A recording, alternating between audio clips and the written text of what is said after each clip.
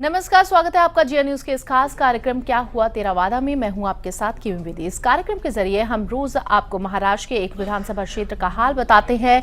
हम आपको दिखाते हैं कि 5 साल तक कुर्सी पर बैठे विधायक साहब ने अपने इलाके में क्या काम किया। और आज इस खास पेशकश की शुरुआत महाराष्ट्र के विदर्भ से हम करने जा रहे हैं। सालों से विदर्भ को अलग राज्य बनाने की मांग करने वाले लोगों की आने वाले विधानसभा चुनावों पर क्या कुछ राय है, साथ ही वोटरों के दिल की बात जानने की कोशिश करेंगे। इस बार इन लोगों का रुझान किस पार्टी की तरफ दिखाई दे रहा है और किस पार्टी से इन लोगों को अब मांगे पूरे होने की उम्मीदें बनती हुई नजर आ रही हैं। तो चलिए शुरुआत करते हैं चुनावी चौपाल विदर्भ वासियों के साथ क्या हुआ तेरा वादा में।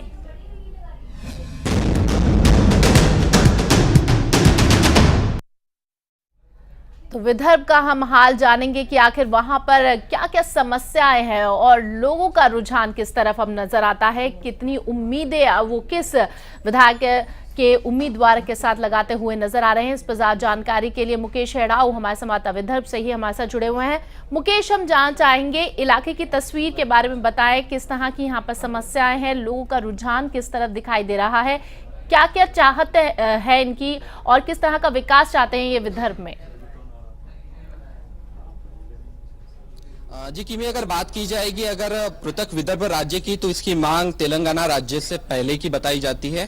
पृथक विदर्भ राज्य के लिए कई आंदोलन हुए, कई समितियां गठित हुई, बावजूद इसके आज तक ये पृथक विदर्भ राज्य का मसला जस का तस है। हाल ही में कुछ प्रदर्शन हुए थे, लेकिन शांतिपूर्ण ढंग से हुए थे। जिस तरह से तेलंगाना में हिंसक प्रदर्शन हुए थे, उस पैमाने पर पृथक विदर्भ राज्य में हिंसक प्रदर्शन नहीं हुए हैं। लेकिन हम आपको बता दें कि शांतिपूर्ण ढंग से भी पृथक विदर्भ राज्य की मांग हमेशा कांग्रेस गवर्नमेंट के पास रखी गई है। राज्य में कांग्रेस और राष्ट्रवादी कांग्रेस की गवर्नमेंट है और केंद्र में जब यूपीए गवर्नमेंट थी तभी भी ये मांग रखी गई थी, लेकिन आज तक पृथक विदर्भ राज्य की मांग पूरी नहीं हो सकी। विदर्भवादी बड़ी शांति से इसकी मांग रखते हैं, लेकिन आज तक जो उनसे जो वादे किए गए थे, खासतौर पर पृथक विदर्भ राज्य के गठन के पीछे विदर्भ का बैकलॉग है और बैकलॉग को पूरा नहीं करने की वजह से विदर्भ पिछड़ते रह गया। यहाँ पर पावर प्रोजेक्ट तो आया है, लेकिन यहाँ के विदर्भवासी अंधेरे में इनका जीवन व्यतीत होता है। खासतौर पर विदर्भ में फैली जो किसान आत्महत्या है,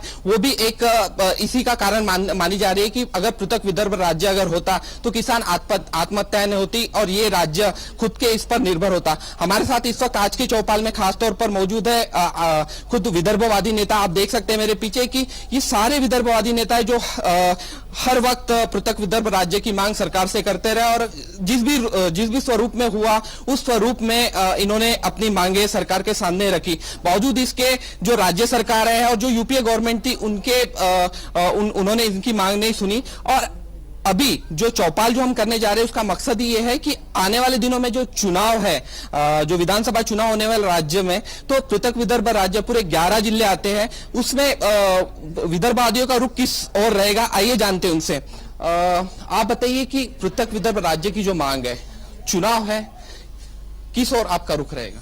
हमारा रुख उनकी तरफ रहेगा जो अपने चुनावी घोषणा में पृथक विदर्भ राज्य का वादा करेंगे और जिन्होंने लोकसभा में कर लिया उनसे हमारी अपेक्षा है कि इस बार विधानसभा में भी वो वादा करे और अब तुरंत वादे को पूरा करे, क्योंकि यहाँ के जो सबसे शक्तिशाली नेता है भाजपा के, वो है नितिन गडकरी।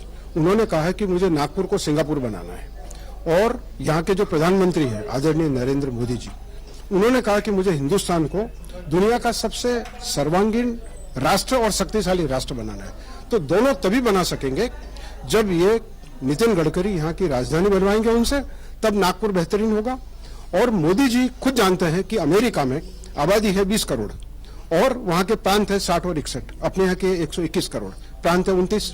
तो मोदी जी का भी जो सपना है वो तभी पूरा होगा जब वो छोटा परिवार सुखी परिवार यानी कि छोटे राज्य नागपुर से शुरुआत करेंगे और पूरे हिंदुस्तान में बनाएंगे, ताकि हमारा हिंदुस्तान सर्वांगीण विकसित, सर्वांगीण संपन्न और सबसे शक्तिशाली राष्ट्र हो सके। उमेश जी, आपके पास आना चाहेंगे। खासतौर पर आपने भी कई बार इस आंदोलन में हिस्सा लिया है, कई करीब से देखा है इस आंदोलन को। क्या बात रही आज तक पृथक विदर्भ राज्य मिला नहीं और क्या वजह बताएंगे कि जो अब तक छोटे राज्यों को मौका नहीं दिया जा रहा? इस मामले में मैं आपको एक पुराना संदर्भ याद दिलाना चाहूंगा। मुकेश जी, हमारे यहाँ विधानसभा के अंदर अंग्रेजी काल में 3 मार्च 1934 के दिन एक प्रस्ताव बीजी खापर्डे जो अमरावती के प्रभावशाली नेता थे, उन्होंने ये विदर्भ का प्रस्ताव असेंबली में प्रस्तुत किया। और उस समय कोई किसानों की आत्महत्या नहीं थी, उस समय ऐसी कोई बात नहीं थी, लेकिन वो जानते थे सभी लोग कि ये जरूरी है कि विदर्भ का अलग राज्य बने। और उस समय कोई ऐसी मांग नहीं थी महाराष्ट्र, संयुक्त महाराष्ट्र की। उसके बावजूद भी जब वो प्रस्ताव चर्चा में आया तो 30 समर्थन में थे और उस समय के 17 लोगों ने विरोध किया।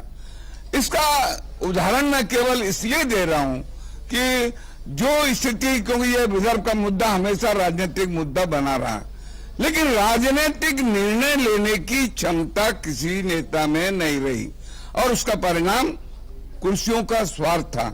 और कुर्सियों का स्वार्थ हमारे अपने लोग थे जो मुख्यमंत्री बने, जो अलग अलग पदों पर रहे, मंत्री बने, लेकिन एक सक्षम निर्णय अन्याय, अत्याचार और शोषण के विरुद्ध जो लेना चाहिए था राजनीतिक निर्णय, वो नहीं लिया।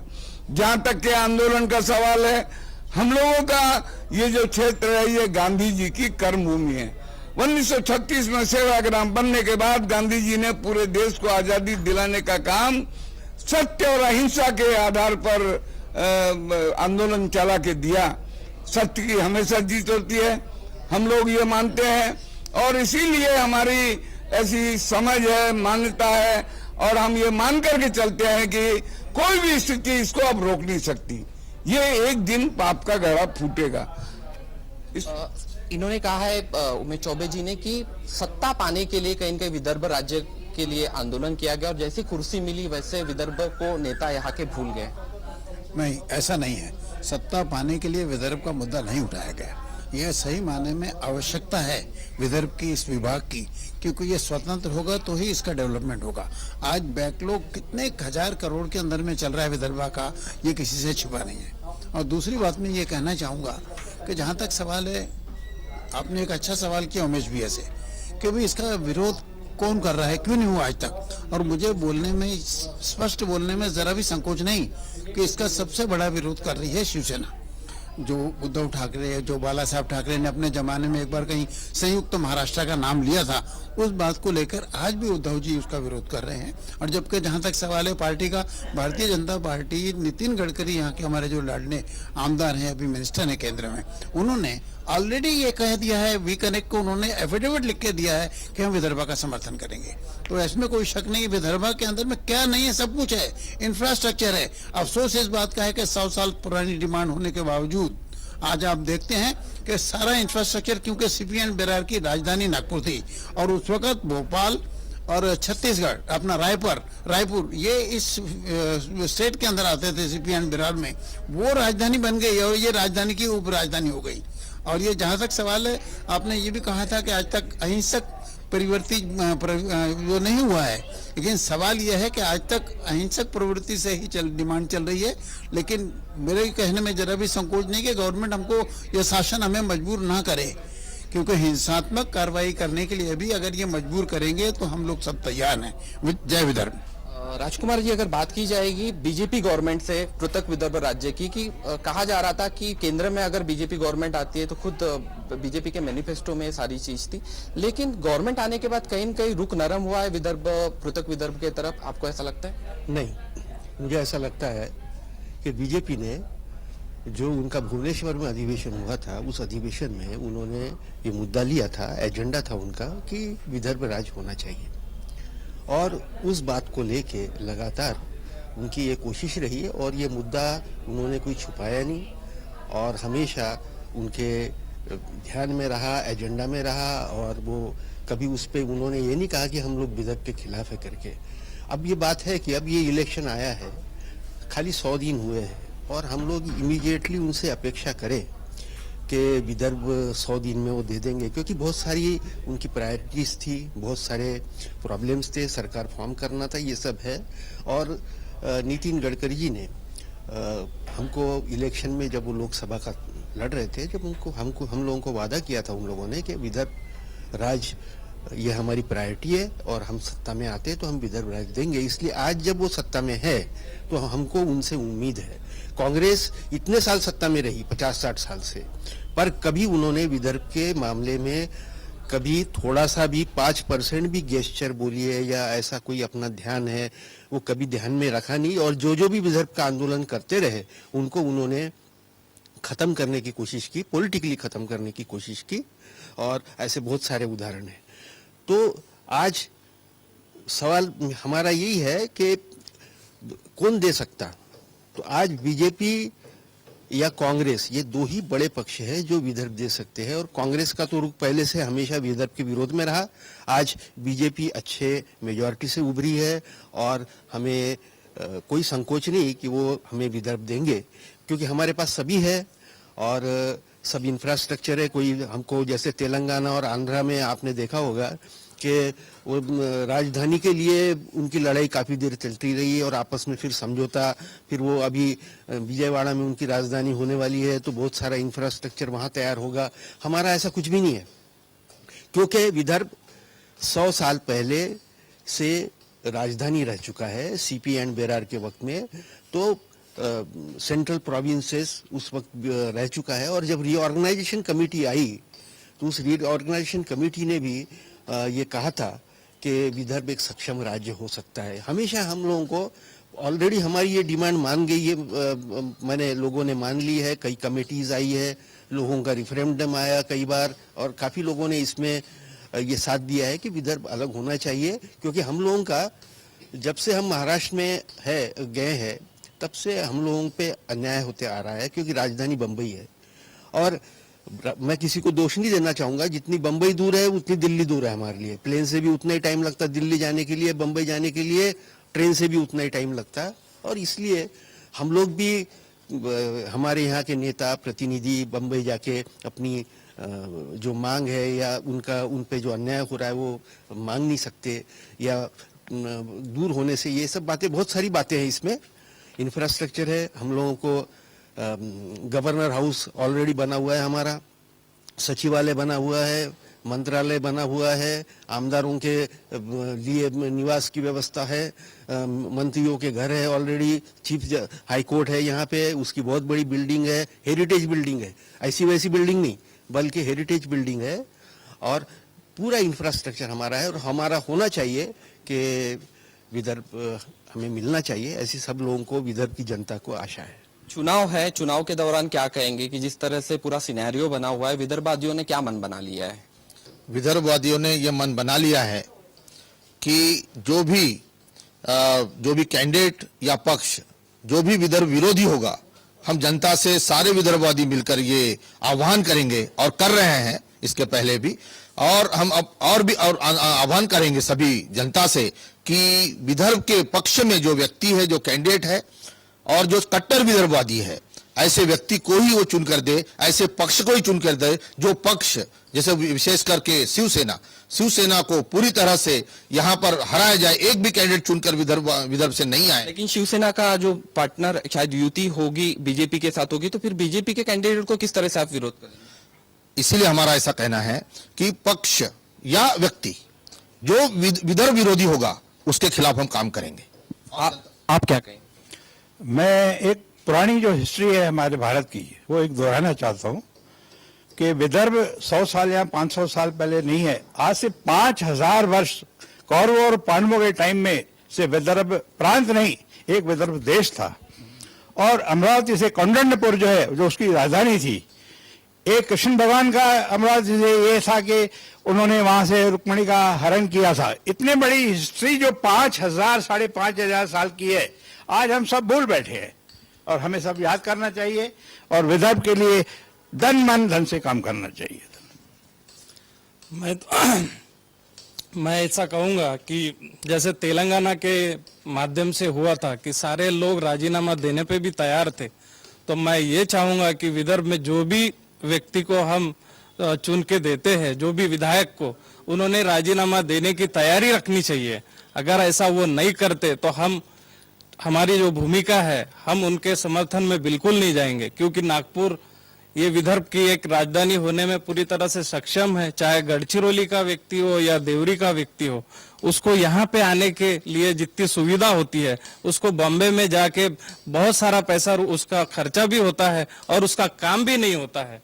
इसीलिए हमने एक नई भूमिका लिए है और अगर ये वातावरण मतलब शांति से नहीं होता है तो हम इसको हिंसक स्वरूप देने में भी पूरी तरह से सक्षम रहेंगे। देख सकते हैं कि आप किस तरह से यहाँ पर विदर्भवादियों का रुख रहा, खास तौर पर विदर्भ से जुड़े आंदोलन की बात की हमने और विदर्भ से जुड़े मुद्दों की बात करते हुए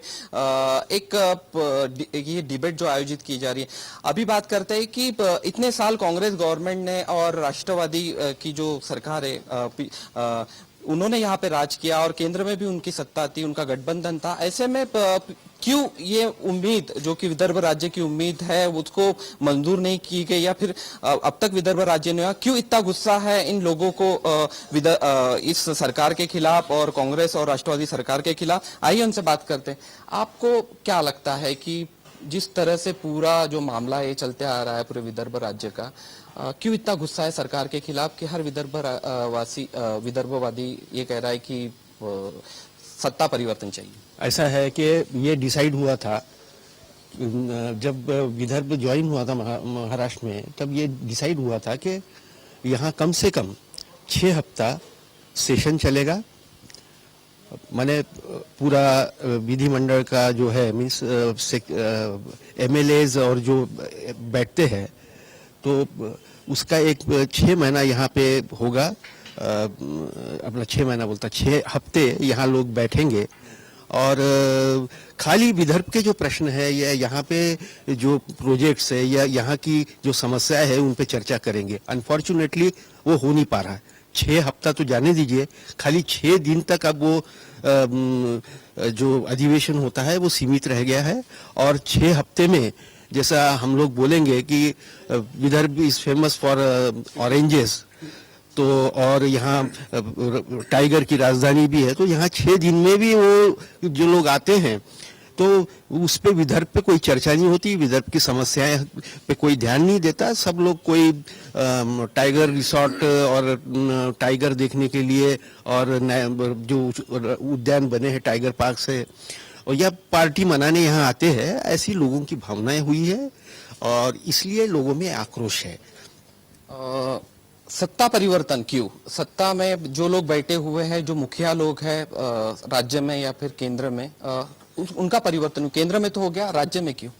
राज्य में इसलिए है कि इस देश की बदनसीबी है कि मनमोहन सिंह लोकसभा का दिल्ली का चुनाव हारे और उसके बाद में उनको राज्यसभा से आसाम से लेकर प्रधानमंत्री बनाया गया।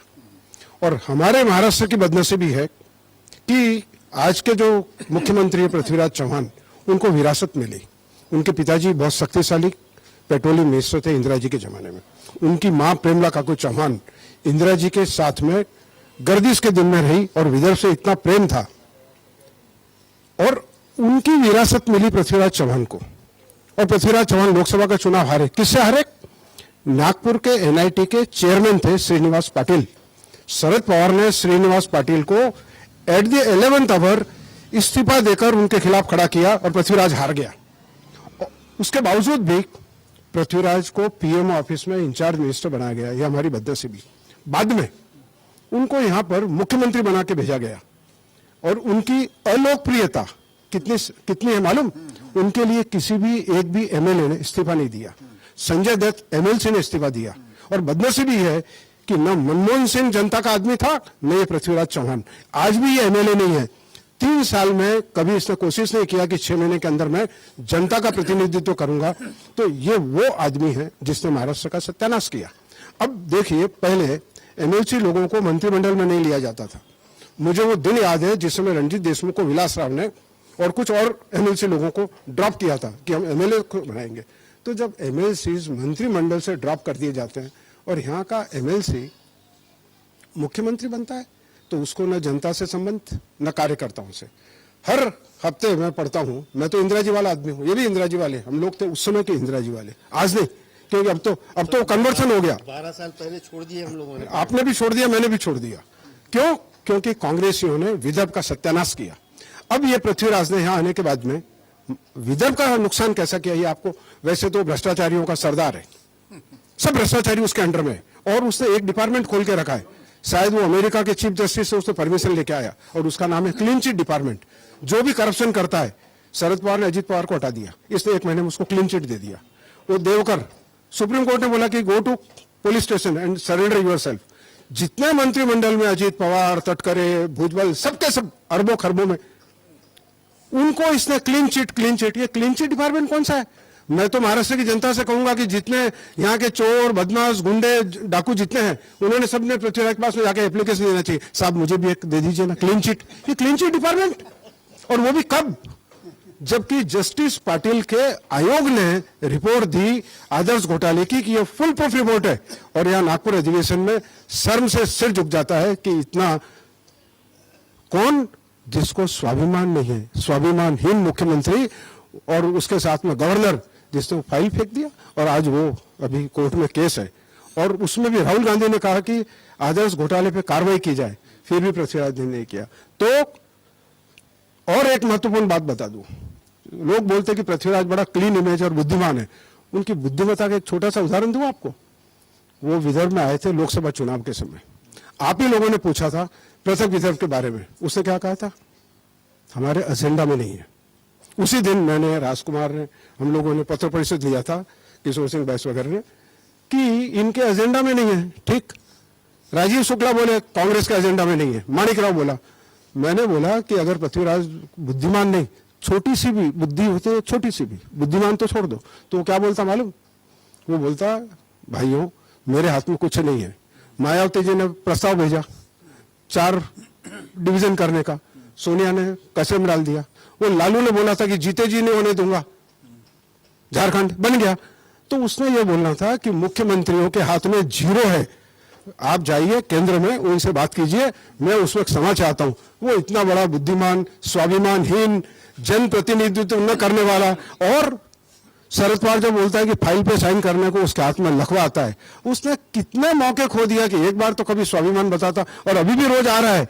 अभी भी अजीत पवार बोलता है कि मैं इसके अंडर में नहीं चाहता, फिर भी वो इस्तीफे की कभी बात नहीं करता, बेगैरत आदमी है। तो देख सकते हैं कि इंदिरा कांग्रेस के जमाने के कांग्रेसी आज खुद कांग्रेस का साथ छोड़ चुके हैं, और खासतौर पर कांग्रेस पर जो निष्ठा है आज भी कायम है। लेकिन कहीं न कहीं जो नेता, जो अभी नए नेता आए हुए हैं और जिनके हाथ में मुखिया का पद जो दिया गया है, उनसे कहीं न कहीं खफा है वो लोग, और वही बोल रहे हैं कि वही लोग शायद कांग्रेस की नैया डुबो रहे हैं। और भी लोगों से बात करेंगे। वकील जी, आप बताइए कि कितने वाकिफ है आप इन सारी चीजों से, और दूसरी चीज की चुनाव है, किसका समर्थन रहेगा, किस तरह से प्रचार आप कर रहे हैं विदर्भवादियों की तरफ से? देखिए भाई, मैं तो वकील हूँ, ये जो टेढ़े चलने वाले लोग हैं ना, उसको सीधा करना हमको आता है।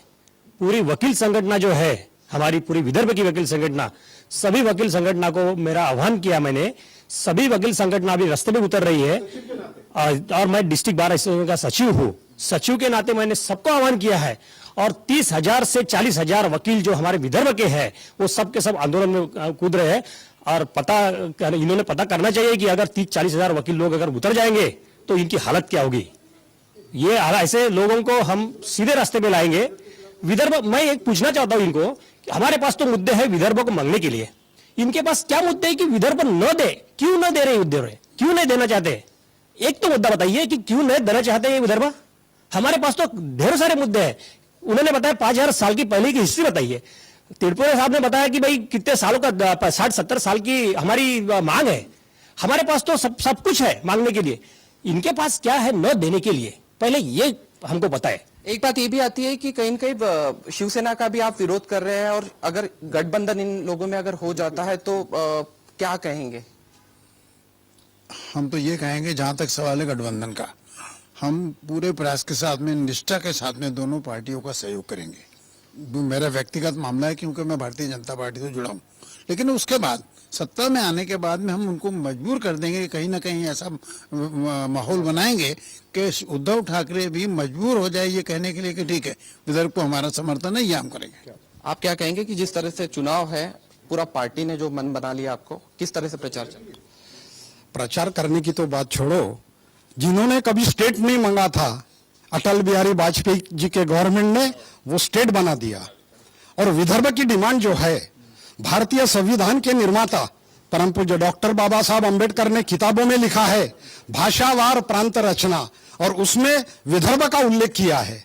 क्यों कि छोटे राज्य बने तो उस क्षेत्र का विकास होता है, क्षेत्र का विकास यानी देश का विकास होता है, और इसीलिए छोटे छोटे राज्य बनना बहुत जरूरी है। और विदर्भ की डिमांड, यदि ये चाहते हैं कि मरने के बाद ही आपकी डिमांड पूरी करेंगे, तो ये हिंसा के ऊपर उतरने वाले लोग हैं। हिंसा हमें बर्दाश्त नहीं है। महात्मा गांधी, डॉक्टर बाबा साहब अंबेडकर की इस धरती पे विदर्भ का राज बिल्कुल, विदर्भ की जनता की हम आवाज सुन रहे हैं और विदर्भ के तमाम नेता भी आपके साथ मौजूद हैं जो पृथक विदर्भ की मांग निरंतर उठाते रहे हैं। बहुत बहुत शुक्रिया मुकेश, तमाम जानकारी हमारे दर्शकों तक पहुंचाने के लिए। तो विदर्भ से आप विदर्भ वासियों की चौपाल देख रहे थे, जिनका साफ तौर पर ये कहना है कि मुद्दा सिर्फ एक ही है, पृथक विदर्भ की जो मांग है उसे पूरा किया जाए, और इसीलिए शायद वर्तमान राज्य सरकार से उनका मोह भंग होता हुआ दिखाई दे रहा है। इसी के साथ फिलहाल इस बुलेटिन में इतना ही। देखते रहिए GR न्यूज।